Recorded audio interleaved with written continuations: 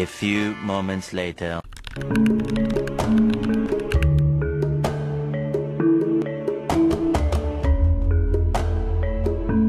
Idrus Moria yang hidup pada masa Belanda adalah seorang buruh giling yang kerjanya hanya melinting dan tak bisa baca tulis.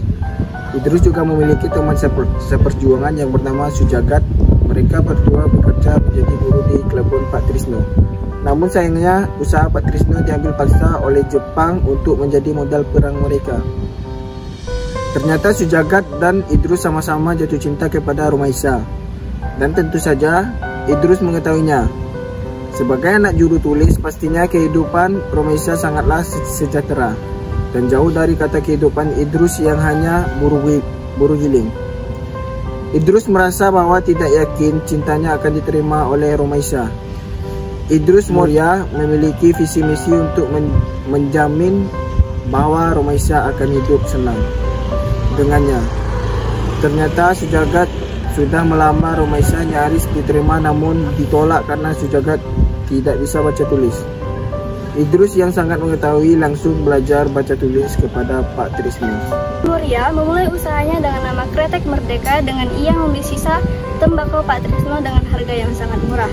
Idrus kemudian melamar Romaisa dan diterima hingga akhirnya mereka memiliki 2 orang anak, yaitu Dasia dan Rukaya. Dasia adalah seorang perempuan cerdas. Ia mampu membuat sebuah kretek dengan rasa yang sangat manis dan laris ketika dijual dengan nama Gadis Kretek. Tak lama Dasia bertemu dengan seorang pria wartawan muda ke kota M, yaitu adalah Soraja. Soraja kemudian menjadi orang kepercayaan pabrik kretek dan kemudian ia saling jatuh cinta kepada Dasia.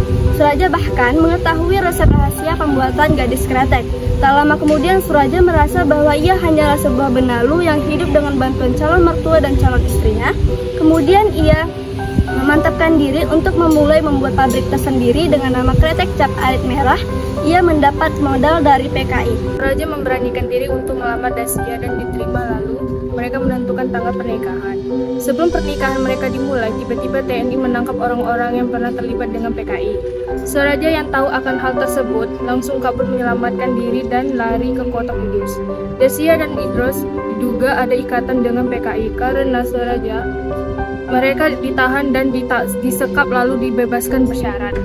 Soraja yang selamat akhirnya terus mengirim surat kepada Dasia dan memberitahukan bahwa ia ingin mengakhiri hubungan mereka. Namun, ia masih mencintai Dasia dan memberi kabar bahwa akan segera menikah dengan Purwanti, anak Sojagat yang menjadi pesaing orang tua Dasia. Soraja membuka perusahaan kretek. Dia bekerja sama dengan Sojagat. Perusahaan dia itu memberi nama Kretek Sojagat Raja. Akhirnya seorang dan Purwanti menikah dengan memberi kabar tentang tanggal pernikahan mereka ke Dasia. Mereka mempunyai 3 anak laki-laki, Tegar, Karim, dan Lebas. Di akhir ayatnya, Soraja sekarat dan terus memanggil nama Jengya. Jengya itu bukanlah nama istrinya, melainkan nama mantan pacarnya. Lalu 3 anaknya tersebut memutuskan untuk mencari tahu tentang Jengya.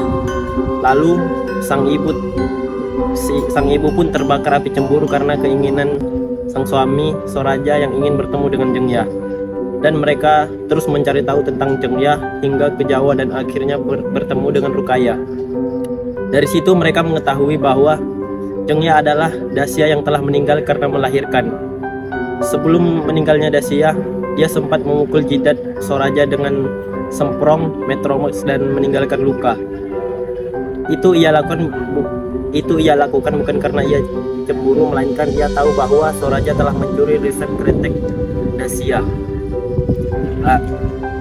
dan digunakan untuk kretek Jagat Raja. Lalu sang ayah meninggal dan mereka memutuskan untuk menemui Rukaya dan meminta maaf atas perbuatan ayahnya, sekaligus ingin membeli resep rahasia tersebut. Dan keinginan mereka tersebut disetujui dengan Rukaya. Lalu mereka mengubah nama kretek mereka dengan Kretek Jagat Raja Jengya. Nilai budaya dari cerita buku Gadis Kretek. Pertama, tradisi di kota M selama 7 hari 7 malam, sang ayah dan warga kumpul di rumah yang punya bayi. Nilai agama, melaksanakan ibadah, mengikuti ajaran agama dan tata memandikan, mengafani, dan menguburkan jenazah. Nilai moralnya, sikap ramah dan tamah, sopan dan saling tolong-menolong.